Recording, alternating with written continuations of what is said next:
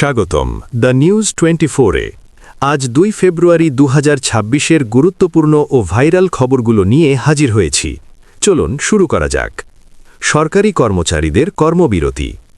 আজ সারা দেশে সরকারি কর্মচারীরা পে স্কেল বাস্তবায়নের দাবিতে 2 ঘণ্টার কর্মবিরতি পালন করেছেন।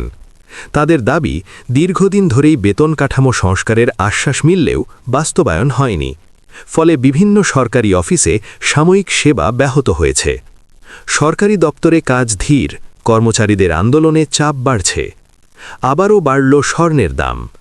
দেশের বাজারে আবারও স্বর্ণের দাম বৃদ্ধি পেয়েছে। নতুন নির্ধারিত দামে 22 ক্যারেট স্বর্ণের মূল্য ভরিতে উল্লেখযোগ্যভাবে বেড়েছে, যা আজ থেকে কার্যকর। এতে ক্রেতাদের মধ্যে দুশ্চিন্তা দেখা দিয়েছে।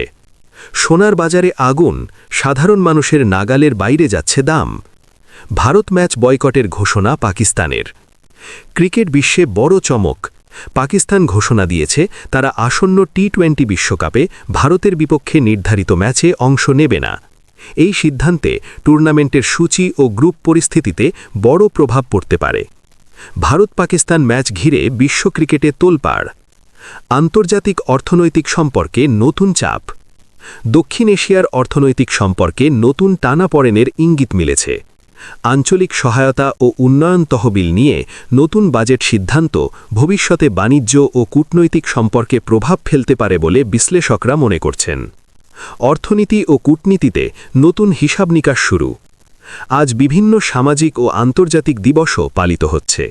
পাশাপাশি রাজধানীতে ব্যবসা ও প্রযুক্তি খাতে কয়েকটি বড় আয়োজন শুরু হয়েছে, যেখানে দেশি বিদেশি প্রতিষ্ঠানের অংশগ্রহণ লক্ষ্য করা যাচ্ছে। এই ছিল আজ 2 ফেব্রুয়ারি 2026-এর প্রধান খবর। ভিডিওটি ভালো লাগলে লাইক দিন, শেয়ার করুন আর দ্য নিউজ 24 সাবস্ক্রাইব করতে ভুলবেন না। আবার দেখা হবে পরবর্তী আপডেটে। ধন্যবাদ।